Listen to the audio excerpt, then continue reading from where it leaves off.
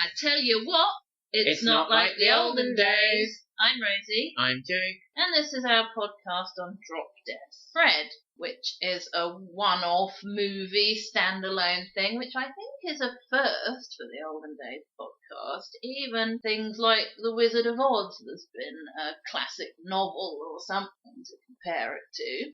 Drop Dead Fred, the credits tell you, is based on an idea by a story by somebody very obscure. But all we know is this movie, which was made in 1991, and is a very good film, a very silly film in many ways, and the silliness is very obvious. And the other aspects of it, the storytelling and the poignancy and the things to take away, are a bit more subtle, and I think for that reason, a lot of people have seen it and just thought it was silly, but we both think there's a lot to take away from it, and it's very well done. Certainly, when we were children, we enjoyed the sillier aspects. It was what attracted us to the film, and it's been interesting throughout the years, watching it over and over again, to discuss its deeper meaning more and more. And yet it is still fun and silly as well. The premise is that Elizabeth Lizzie Cronin, played by Phoebe Cates, is having problems in her life. On the surface, the problem is that her husband wants to split up with her, but then there's sort of more to it than that and gets a bit more complicated. But that's what she sees as her main problem to begin with. And to help her try and sort things out and get happy, as he puts it, her childhood imaginary friend, Drop Dead Fred, reappears. And at first makes things very difficult for her, which is very funny, and then in the end helps her, which is very poignant. And Drop Dead Fred is played by Rick Mayall. You were just telling me that the first choice for the role was Robin Williams, which would have still been good, I should think, but very different, and it's hard to imagine when something is so good and an actor is so good, a different actor doing it in their own way. And Rick Mayall and Phoebe Cates have marvellous chemistry and play those roles very, very successfully.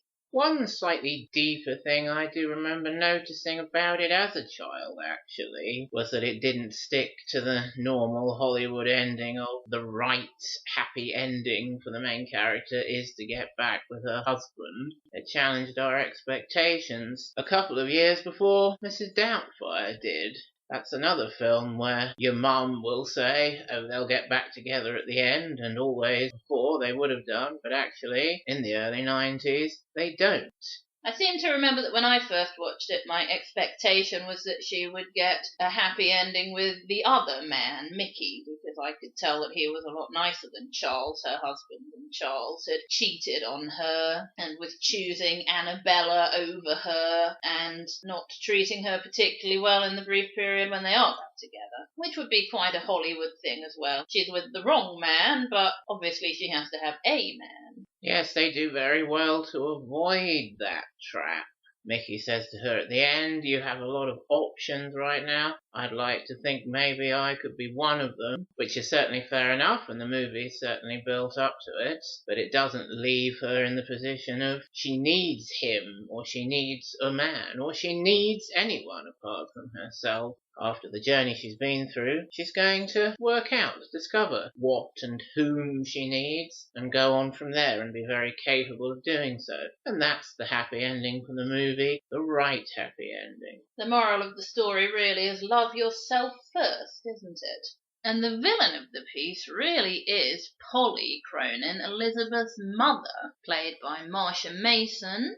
Now, there is some hope for her at the end, and in some ways parents may sympathise with her because you don't want to come in from cleaning up some breakfast stuff and fetching a dustpan and brush and find that your 5-year-old has made the most enormous wet mud pie full of tea and orange juice and cornflakes all over your best tablecloth. But then the way she handles it is quite abusive, and the way that she is with young Lizzie, played by Ashley Peldon, a very talented child actress who was in an episode of Quantum Leap as well, you kind of understand why Lizzie wants to rebel and is driven to that kind of extreme naughtiness. And I say that like it's all Lizzie, of course. Drop Dead Fred is the driving force behind it, but then it's debatable, open to interpretation, how real Fred is and how much he is Lizzie. I think I've really come to the conclusion, the way I like to think of it, is that the imaginary friends are real, but they can't do anything, affect the world physically, without the conduit of the troubled child to work through. Drop Dead Fred is real, but at the same time he is also inside Lizzie, a part of Lizzie, accessing a part of her brain, her personality, her desires that she can't get to without his help. And that's why she needs him, and he's there with her, and he's been assigned to her by some kind of benevolent greater power, like fairy godparents on the Fairly Odd Parents. And then, at last, when a bit later than most people who get imaginary friends, when she's 26, Lizzie doesn't need him anymore. He can move on from her imagination. And indeed, I think he's already been assigned by that stage to somebody else's, Mickey's daughter, Natalie. But he has to take a little break from her to sort out Lizzie, and then come back and finally get rid of the witch, the babysitter that Natalie hates so much. Easier than helping Lizzie come to terms with her mother, who is very much someone you can't get out of your life as a child, even if you wanted to. Yes, perhaps Natalie won't need Drop Dead Fred much longer. She's got her dad after the divorce. We can surmise that her mother wasn't a positive influence in her life. And in some way, we hope Lizzie is going to be in her life as well. So perhaps she'll be more settled and happy in the near future, Natalie, just like Lizzie herself. When Fred says to Lizzie in the garden, when he's answering her question, "What are you doing here, Fred? I can't get home again until you're happy," I like to think it's kind of revealed at the end that home, all the time at that stage for Fred, was Mickey's house with Natalie.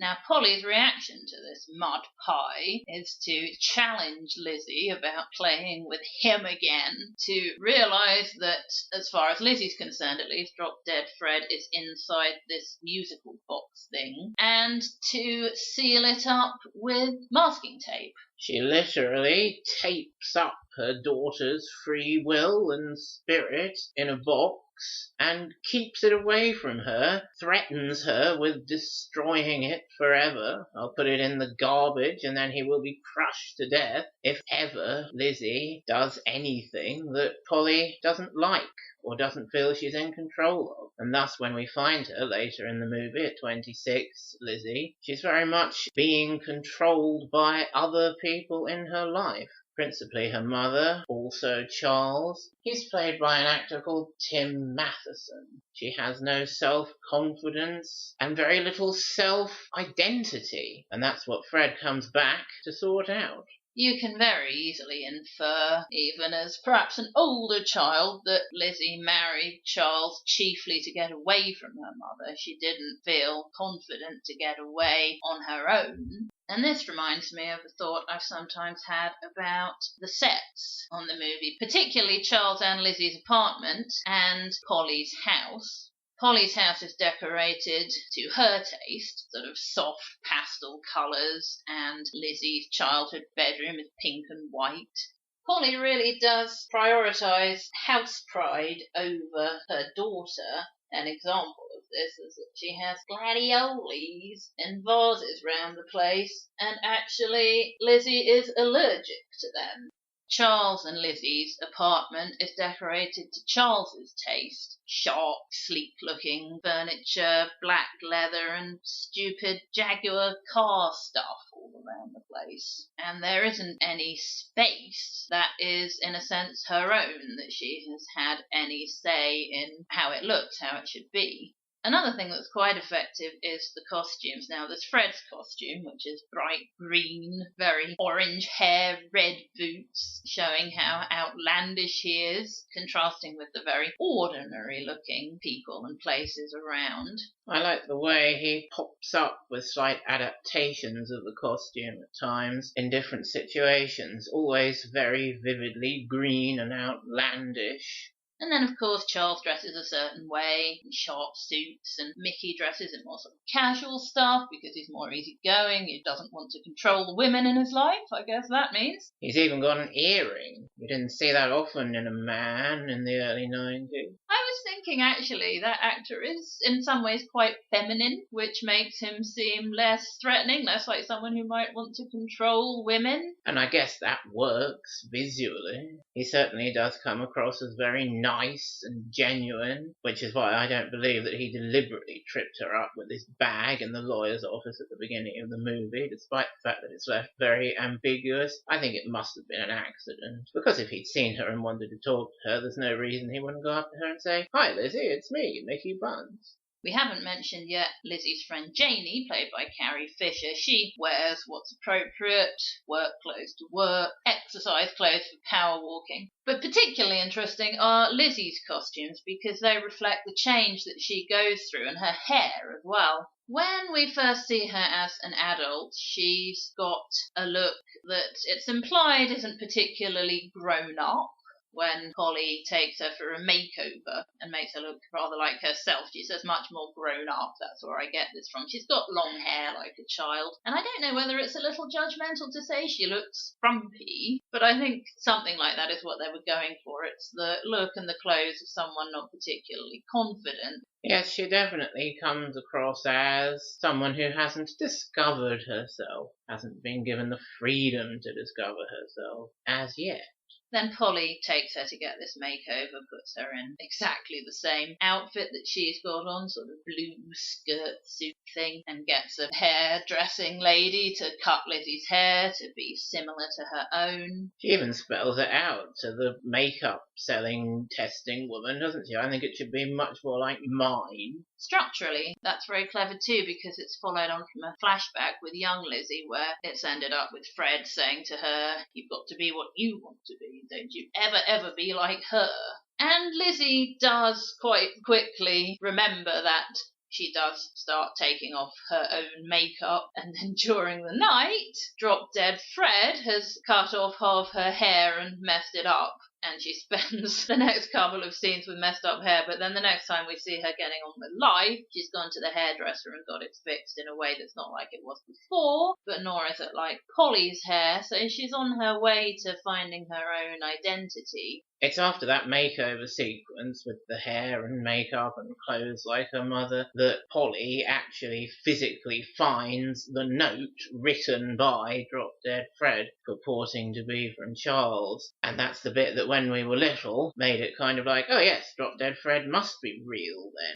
Of course, later on, we discussed how perhaps Lizzie wrote the note herself and posted it through the door on the way out. And really now I like to think Drop Dead Fred wrote it through that part of Lizzie that was wanting to get away from her mother, start trying to sort out her life herself. At that point, of course, she thinks it's by getting Charles back, and she's got a lot of journey to go through. But that was the one thing that was going to make Polly not object to Elizabeth going back to the apartment. A note from Charles saying, "Come back to the apartment, I'm there waiting for you." So Lizzie, Drop Dead Fred through Lizzie, that part of her mind, knew exactly what to put in the note there, and it had the desired effect.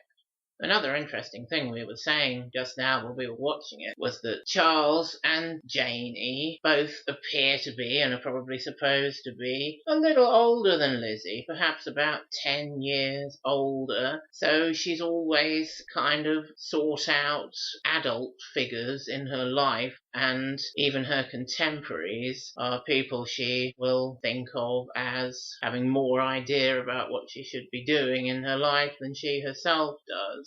Janie is a good choice, as it turns out. She's a very good friend. Charles, as we know, is a bad choice. Someone to take her away from the control of her mother. At the time, that must have seemed like a very good thing to Lizzie, but of course, it's just out of the frying pan into the fire, isn't it? Stepping into a different trap. Mickey, of course, is younger. They were little kids at the same time, and he remembers Drop Dead Fred and what he did to his grandmother, which is one of the very funniest bits. What did Fred and Lizzie do to Grandma Bunce? They threw a load of yellow paint all over her and her flower bed. Oh, Grandma Buns! Then you don't know what they're going to do, but then splash all yellow paint. Very funny. One of those very silly bits that's amusing whatever age you are. It's a shame, really, that Mickey did move away, as well as Drop Dead Fred, that part of Lizzie getting taped up in the box. It might have helped her a lot if he'd still been around. Which reminds me of Lizzie's father, Nigel, and his absence. Let's just say this quickly. Nigel, as you can probably tell from the name, even if you didn't know, is British. And I think some people like to interpret some significance into him being British and Rick Mayall being British and them going out of her life at the same time. I don't know about that. I like to think it's just an explanation of why she had some concept of an English accent for her imaginary friend to have. But more important is Nigel's role in her life, or lack of.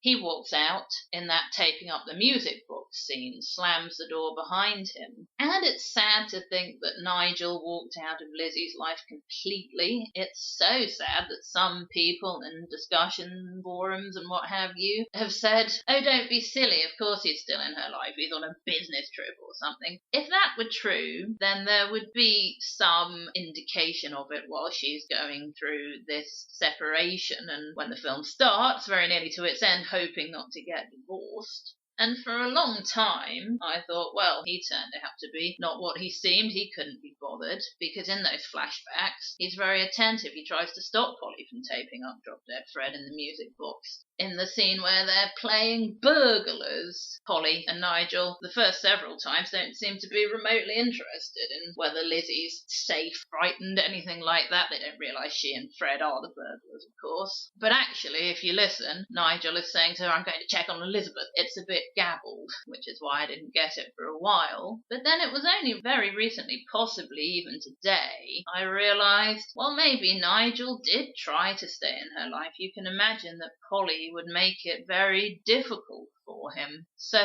difficult that he didn't persevere. I was speculating perhaps he was one of her options at the end of the movie, like Mickey was talking about, actually managing to get back in touch with him and touch base and compare notes and see if there's still a place for each other in their lives. Talking about that note from Charles reminds me of the note that young Lizzie wrote to Drop Dead Fred and hid in the garden shed. If you come back, I promise we'll run away together. I always liked how it's written in gibberish. She can't really write yet. It's squiggles and pictures and circles and so on. But because Drop Dead Fred is her imaginary friend, he can read it as she intended it to be read. You hear her voiceover, the child's voiceover, I promise, and then we cut to Rick Mayall showing us the note in the present day. You see that? Promise. He's pointing at the squiggle, which is a nice little touch that shows how he's very much a part of her mind, her imagination. I think that's a very effective scene. At that point, he has recently moved Lizzie to knock the violin out of the hands of a woman playing in the mall and beat her round the back and arm with her handbag. So then Polly's answer to this, having heard for the first time in 21 years that Drop Dead Fred is around, is to take Lizzie to this doctor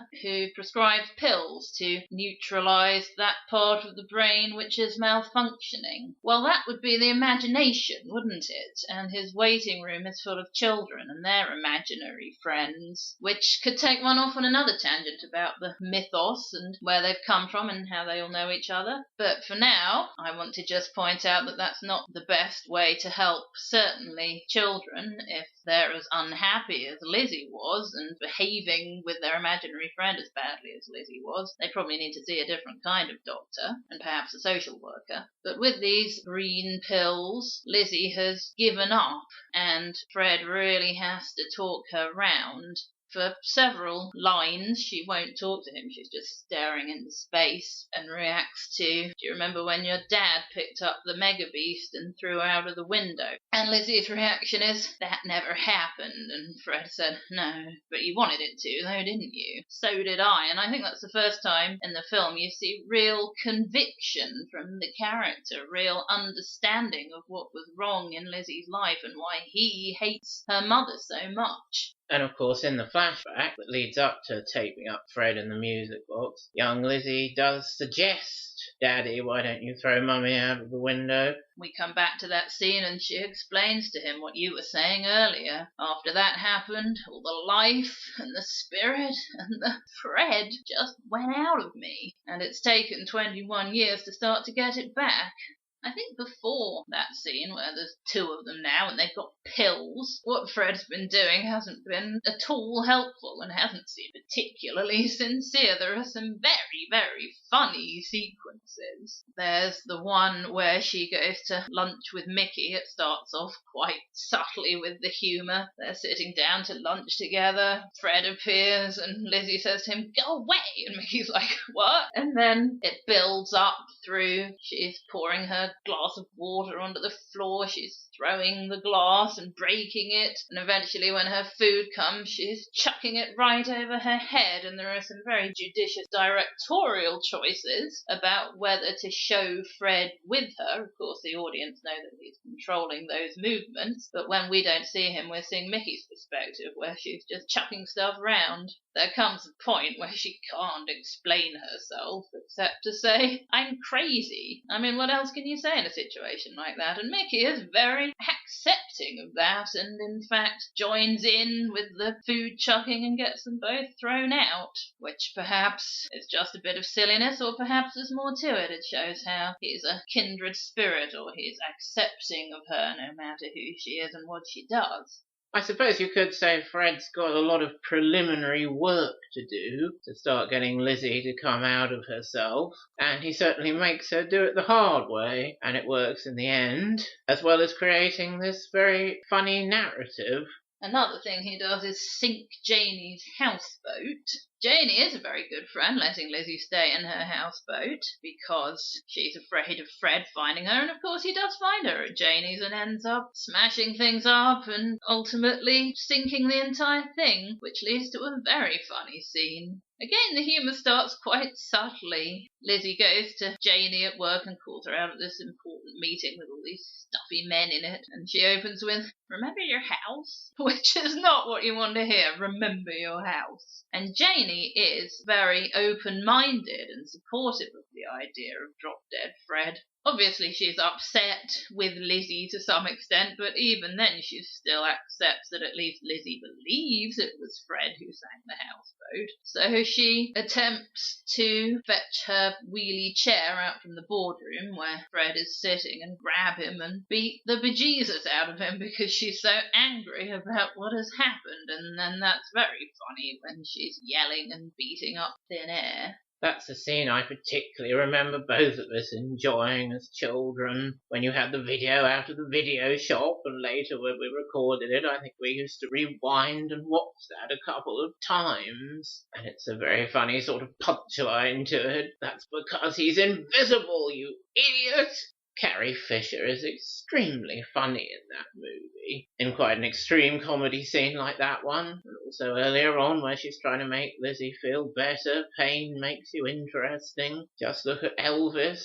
Yeah, but didn't Elvis kill himself? By which Lizzie means, I think, drive himself into an early grave, which is quite confusing for children watching it. But Carrie Fisher's response, yes, but before that he was very, very interesting. She does make into a funny punchline. Even at that early stage, she's trying to tell Lizzie what she ends up learning. I don't need a man to complete my life. I'm perfect the way that I am, and I hate Charles. That's right, when Lizzie's rushing off to try and get more change. As it turns out, her money and her car have been stolen at the time, when she's trying to talk to Janie on the payphone. You hear Janie on the abandoned phone saying, don't waste more money on Charles, don't waste more time and energy and strife on Charles, we'll talk about it later anyway. She's so right. Lizzie is back with Charles for a bit. He's actually seen her at the wine gala where she and Fred have run away to, as per the promise in the letter, and he's seen her looking, as he thinks, probably attractive, which is more the sort of thing he wants than what she used to be, but really it's that she's looking confident. Towards the end, as I was saying, she's with Charles and she's tried to cook dinner for him and reveals, when she takes away the cloche, a great big spurting mud pie that goes all on his pants. She's even taken the trouble to heat it up. And another thing, perhaps, that Fred did through her. Building up to that, we see her trying to force the things that were working okay or to her satisfaction in the flashback, things that Charles's letter reminds her of, helping him shave and stuff in the morning, and it's not working, it's not flowing, it's not gelling, and Fred, as they move away from the mirror, is revealed on the bed saying, "I don't like him." And in the meantime, she's taking these green pills, and she's about to take the last pill and therefore kill any life and spirit and Fred that's left in her, when Fred convinces her to listen in on Charles's phone call, and it turns out he's talking to Annabella about being with both of them, saying quite disparaging things about Lizzie. "I'm in control, I'm in the driver's seat." Doesn't seem to have occurred to him that Annabella is a bit more independent and has more pride than he thinks Lizzie is and has at this point. But the phone call ends with her saying it's no good for her this way and hanging up on him, so he gets his comeuppance in the end. If Lizzie had taken that last green pill, she and Charles would be attempting to make a marriage work that neither of them really wants. They're both trying to make the best of it, and that certainly could never have ended well. I was finding that bit with Fred listening in on the phone call particularly interesting, because looking at it in terms of what you literally see on the screen, he can hear what Charles is saying and is trying to warn Elizabeth about it. But the other way of looking at it, as Fred is a part of her, she obviously suspects that Charles is saying something on the phone that, were she to hear it, would jeopardize their living situation, would put a final end to their marriage, and at that stage she doesn't want to hear it. She doesn't want that to happen. Fred's trying to tell her, "Come over here, listen to what he's saying," and she's saying, "I'm not hearing you." She's not hearing that part of herself that's ringing the warning bells, that's saying, "Look, Charles isn't the right man for you. He's a cheating bastard, and he's still at it. He's probably on the phone to Annabella." And in the end, it's Lizzie herself who has to make that final decision. I'm not going to take this final green pill, but I'm going to listen to those warning bells and confirm what I already kind of know. Charles is saying things on the phone that I don't want to hear, and he shouldn't be saying.